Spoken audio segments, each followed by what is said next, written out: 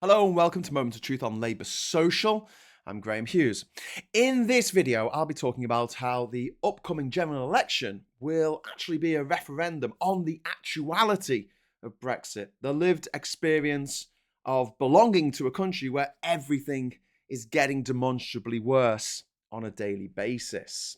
I predict that for the political party who foisted this intolerable cruelty on our nation, the results of said election will be nothing short of a disaster. Funnily enough, nothing short of a disaster neatly sums up Brexit. The true and devastating awfulness of Brexit is something that every single Brexit voter in the UK can now see for themselves, even if they don't want to acknowledge the awful truth and the part that they played in it. Had Brexit been successful, the Tories would be 20 points ahead in the polls and the economy would be booming. Migration would be under control. Our brightest and best wouldn't be leaving in droves. Britain would have amazing new trade deals, putting money in the pocket of every family in the land. Our high streets would be rejuvenated with investment coming in from around the world. Companies would be vying for retail space to sell incredibly discounted goods made to the exacting standards we've come to expect, imported into our nation tariff-free. Our farmers would be celebrating bumper sales, our fishing industry would be expanding, and our standing in the world would be elevated like never before. Our weekly shop would cost half the price. Energy bills unshackled from international fluctuations would have gone through the floor. Food would be cheaper. Booze would be cheaper. Electronics would be cheaper. Clothes would be cheaper. The NHS would be back to where it was in 2010, the best healthcare service in the world. Waiting lists would be down. Homelessness eradicated, our schools wouldn't be crumbling, and our rivers wouldn't be full of shit.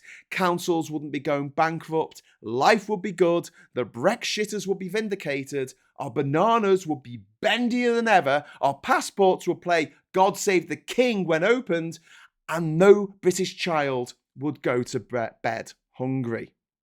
However, that's not happened. What's happened is the exact opposite of those things, as predicted by many of us plebs who didn't go to public school and aren't on the payroll of 55 Tufton Street. Gauged against pretty much every country in the world, Brexit has been the biggest disaster to befall this island in living memory. We've gone and Venezuela'd ourselves. And what's interesting is that in the upcoming election, there will be a Voldemort-like taboo on the word Brexit. It will not be mentioned by MPs. It will hardly be discussed at these conferences. The Tories, Labour and Lib Dems will shoot down any attempt to engage in debate on the subject. Brexit truly is the hate that dare not speak its name. But make no mistake, this election will be about Brexit because all roads lead to Brexit. It is the root of all the suffering that the people in this country are enduring right now. Other countries had to deal with the credit crunch. Other countries had to deal with COVID. Other countries had to deal with the fallout from Russia's invasion of Ukraine.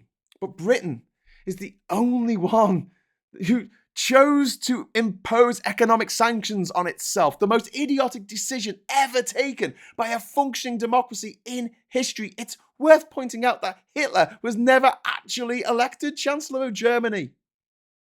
The one question I want to ask all of these politicians from all parties is simply this: has Brexit been a success in any way, shape, or form? We all know the answer.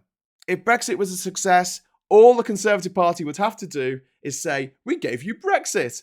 They would shout it from the rooftops and win the next election by a landslide.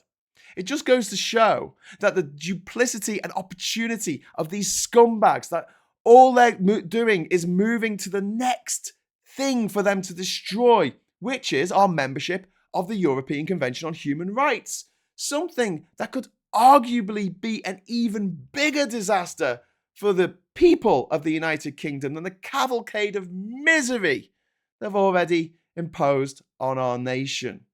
What do you think? Let me know in the comments below.